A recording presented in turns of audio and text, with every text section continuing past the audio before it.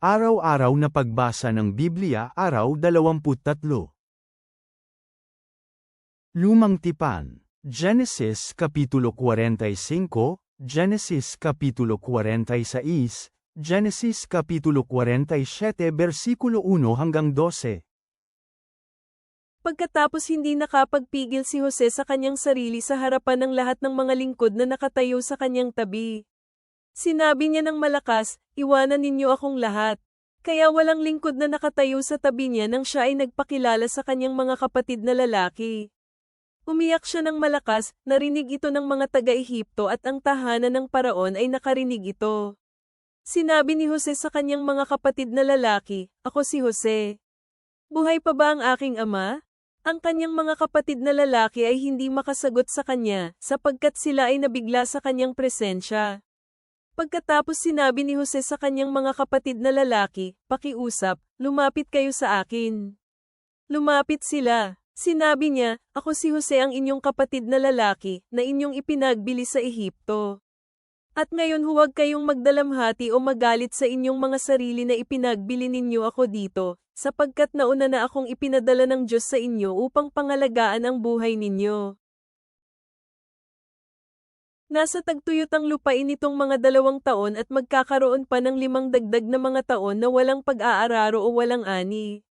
Nauna na akong ipinadala ng Diyos sa inyo upang pangalagaan kayo bilang mga nalalabi dito sa mundo at nang mapanatili kayong buhay sa pamamagitan ng dakilang kaligtasan. Kaya ngayon, hindi kayo ang nagpadala sa akin dito kung hindi ang Diyos, at ginawa niya akong ama ng paraon, amo ng lahat ng kanyang tahanan, at pinuno ng lahat ng lupain sa Ehipto. Magmadali kayo at umakyat patungo sa aking ama at sabihin sa kanya ito ang sinabi ng inyong anak na si Jose, "Ginawa ako ng Diyos na amo ng buong Ehipto. Bumaba ka dito sa akin at huwag mag-atubili. Maninirahan ka sa lupain ng Gosen at nang ikaw ay mapalapit sa akin, ikaw at ang iyong mga anak at ang mga anak ng iyong mga anak, at ang iyong mga hayop at ang iyong mga baka, at ang lahat ng nasa iyo. Tutustusan kita doon sapagkat mayroon pang 5 mga taon na tagtuyot upang hindi ka humantong sa kahirapan, ikaw, ang iyong tahanan, at ang lahat ng nasa iyo. Tingnan ninyo, nakikita ng inyong mga mata, at mga mata ng aking kapatid na lalaki na si Benjamin, na itong aking bibig ang nakikipag-usap sa inyo. Sasabihin ninyo sa aking ama ang tungkol sa lahat ng aking kapangyarihan sa Ehipto, at ang lahat ng inyong mga nakita. Magmamadali kayo at dalhin ang aking ama dito." Niyakap niya ang kanyang kapatid na si Benjamin sa leeg at umiyak, at si Benjamin ay umiyak sa kanyang leeg. Hinagkan niya ang lahat ng kanyang mga lalaking kapatid at umiyak sa kanila. Pagkatapos noon nakipag-usap sa kanya ang kanyang mga kapatid na lalaki. Ang balita tungkol dito ay sinabi sa bahay ng paraon, dumating ang mga lalaking kapatid ni Jose. Ito ay labis na ikinalugod ng paraon at ng kanyang mga lingkod. Sinabi ng paraon kay Jose, "Sabihin mo sa iyong mga lalaking kapatid, gawin ito, lagyan ninyo ang inyong mga hayop at pumunta sa lupain ng Canaan. Kunin ninyo ang inyong ama at ang inyong mga sambahayan at pumunta sa akin. Ibibigay ko sa inyo ang kasaganahan ng lupain ng Ehipto, at kakainin ninyo ang taba ng lupain. Kayo ngayon ay inuutusan ko kayo gawin ninyo ito. Kumuha kayo ng mga karitela mula sa lupain ng Ehipto para sa inyong mga anak at mga asawa. Kunin ninyo ang inyong ama at pumarito. Huwag na kayong mag-alala tungkol sa inyong mga ari-arian, sapagkat sa inyo na ang kasaganahan ng lahat ng lupain sa Ehipto." Ginawa ito ng mga anak ni Israel. Binigayan sila ni Jose ng mga karitela, ayon sa utos ng paraon, at binigyan sila ng mga panustos para sa paglalakbay. Sa kanilang lahat nagbigay siya sa bawat tao ng mga pampalit na damit, ngunit kay Benjamin nagbigay siya ng 300 mga piraso ng pilak at 5 mga pampalit na damit. Ito ang kanyang ipinadala para sa kanyang ama, 10 mga asno na may kargang magandang mga kagamitan ng Ehipto, at 10 babaeng mga asno na may karga ng mga butil, tinapay, at iba pang mga gamit para sa kanilang ama para sa paglalakbay. Kaya pinadala niya ng papalayo ang kanyang mga lalaking kapatid at sila ay umalis. Sinabi niya sa kanila, "Tiyakin ninyo na huwag kayong mag-aaway sa paglalakbay. Umalis sila mula sa Ehipto at dumating sa lupain ng Canaan, kay Jacob na kanilang ama. Sinabi nila sa kanya, buhay pa si Jose at siya ang namumuno sa buong lupain ng Ehipto. At ang kanyang puso ay namangha, sapagkat hindi niya sila pinaniniwalaan. Sinabi nila sa kanya ang lahat ng mga salita ni Jose na kanyang sinabi sa kanila. Muling nabuhay ang espiritu ni Jacob na kanilang ama nang makita ni Jacob ang mga karitela na ipinadala ni Jose na magdadala sa kanya. Sinabi ni Israel, sapat na ito. Buhay pa ang aking anak na si Jose. Pupunta ako at makikipagkita sa kanya bago ako mamatay. Naglakbay si Israel dala lahat ng mayroon siya at nagtungo sa Beersheba. Nag-alay siya roon ng mga handog sa Diyos ng kanyang amang si Isaac. Nang usap ang Diyos kay Israel sa pamamagitan ng pangitain sa gabi, na sinasabing, Jacob, Jacob. Sinabi niya, narito ako. Sinabi niya, ako ang Diyos ng iyong ama. Huwag kang matakot na bumaba patungong Ehipto, dahil doon kita gagawing isang dakilang bansa. Bababa ako kasama mo sa Ehipto at tunay na ibabalik kitang muli. Isasara ni Jose ang iyong mga mata sa pamamagitan ng kanyang sariling kamay. Bumangon si Jacob mula sa Beersheba. Isinakay ng mga anak na lalaki ni Israel si Jacob na kanilang ama, ang kanilang mga anak, at ang kanilang mga asawa sa mga kariton na ipinadala ng paraon para magdala sa kanya. Dinala nila ang kanilang mga alagang hayop at mga ari-arian na naipon nila sa lupain ng Canaan. Pumunta si Jacob sa Ehipto at ang lahat ng kanyang mga kaapo-apuhan kasama niya. Dinala niya kasama sa Ehipto ang kanyang mga anak na lalaki, at kanyang mga apong lalaki, kanyang mga anak na babae at kanyang mga apong babae, at lahat ng kanyang mga kaapo-apuhan. Ito ang mga pangalan ng mga anak ni Israel na dumating sa Ehipto, si Jacob at ang kanyang mga anak na lalaki, si Ruben, panganay na anak ni Jacob, mga anak na lalaki ni Ruben na sina Inek, Falu, Hezron at Carmi, mga anak ni Simeon sina Jemuel, Jamin, Ohad, Jekin, Zohar at Sol, na mga anak na lalaki ng babaeng taga-Canaan. Mga anak na lalaki ni Levi na sina Gershon, Kohat at Merari, mga anak na lalaki ni Judah, sina Onan, Sela, Phares at Zara, pero namatay si at Onan sa lupain ng Canaan. At ang mga anak na lalaki ni Phares, sina Hezron at Hamal, ang mga anak na lalaki ni Isakar, sina Tola, Pua, Job, at Simran, ang mga anak na lalaki ni Zabulan, sina Sered, Elon, at Joel. Ito ang mga anak na lalaki ni Leah na ipinanganak kay Jacob sa Paddan Aram, kabilang ang anak niyang babae na si Dina. Ang bilang ng lahat ng kanyang mga anak na lalaki at mga anak na babae ay 33. Ang mga anak na lalaki ni Gad, sina Zaphian, Hagi at Suni, Esban, Eri, Arodi, at Areli, ang mga anak na lalaki ni Azer, sina Jimna at Iswa, Aiso at Biria, at si Sera na kanilang kapatid na babae, ang mga anak na lalaki ni Biria, sina Heber at Malkiel. Ito ang mga anak na lalaki ni Zilpa, na ibinigay ni Laban sa kanyang anak na babae na si Leah. Ito ang mga ipinanganak niya kay Jacob, 16 lahat, ang mga anak na lalaki ni Jacob kay Rachel na kanyang asawa, sina Jose and Benjamin. Sa Ehipto ipinanganak sina Manasseh at Ephraim kay Jose at Azeneth, anak na babae ni Potiphera na pari ng On.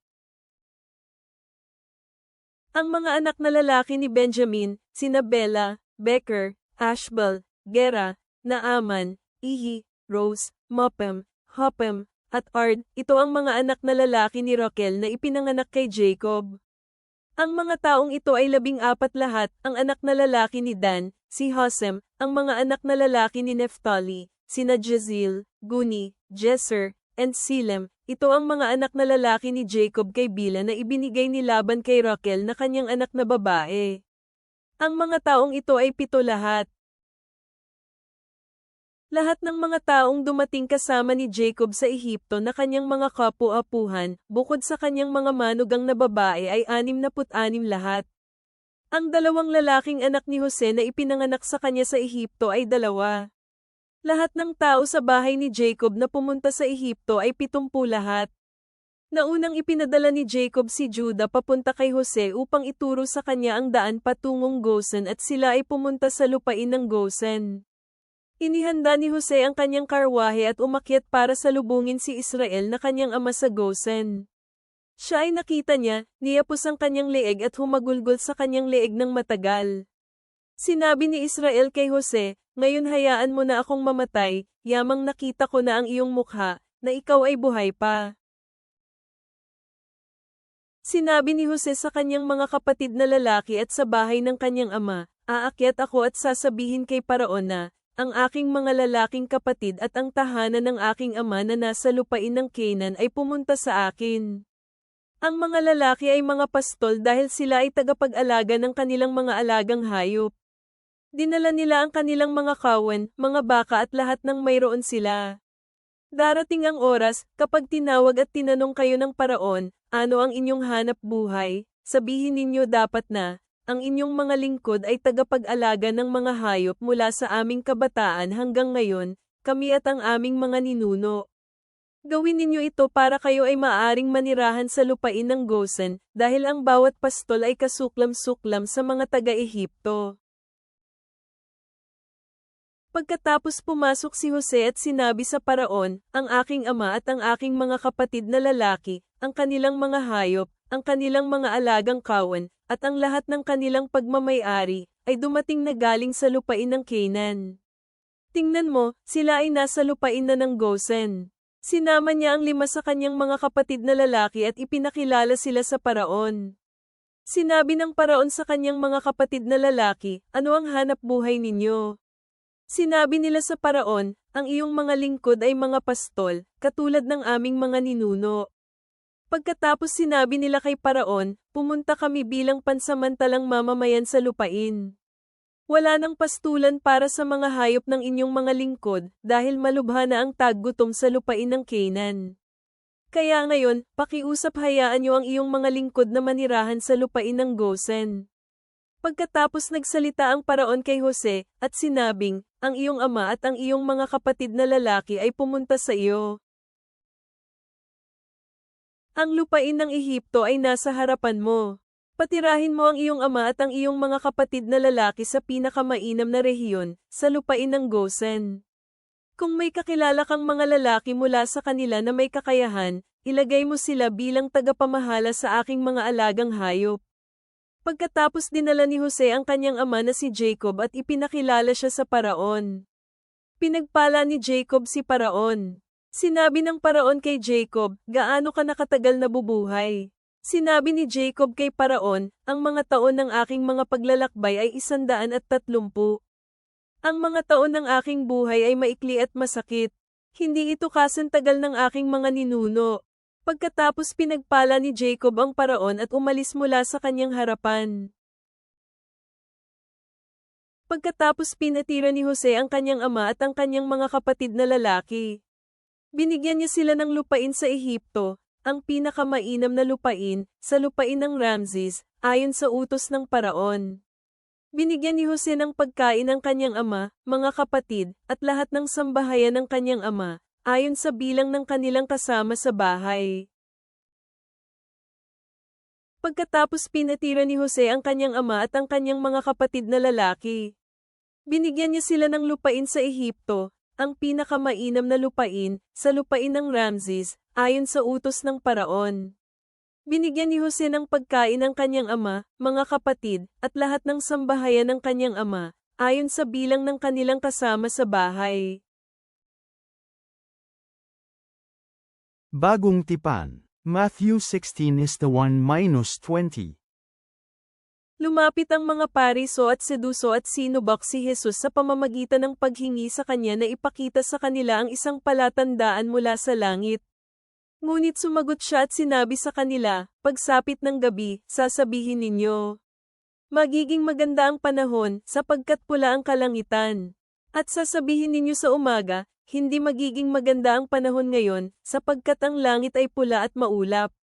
Alam ninyo kung paano bigyan ng kahulugan ang anyo ng langit, ngunit hindi ninyo kayang bigyang kahulugan ang mga palatandaan ng mga panahon. Maghahanap ng palatandaan ang mga masama at mapang-apid na salinlahi, ngunit walang maibibigay na palatandaan sa kanila maliban sa palatandaan ni Jonas. Pagkatapos ay iniwan sila ni Jesus at umalis. Nagpunta ang mga alagad sa kabilang bahagi, ngunit nakalimutang magdala ng tinapay. Sinabi ni Jesus sa kanila, "Unawain ninyo at mag-ingat kayo sa lebadura ng mga Pariso at mga Seduso." Nagdahilan ng mga alagad sa kanilang mga sarili at sinabi, "Ito ay dahil wala tayong nadalang tinapay." Batid ito ni Jesus at sinabi, "Kayong maliit ang pananampalataya, bakit kayo nagdadahilan sa inyong mga sarili at sinasabi na ito ay dahil wala kayong nadalang tinapay? Hindi pa rin ba ninyo napapansin o naaalala ang 5 tinapay para sa 5,000 at ilang mga basket na tinapay ang naipon ninyo? O ang 7 basket na tinapay na para sa 4,000 at ilang mga basket ang inyong naipon?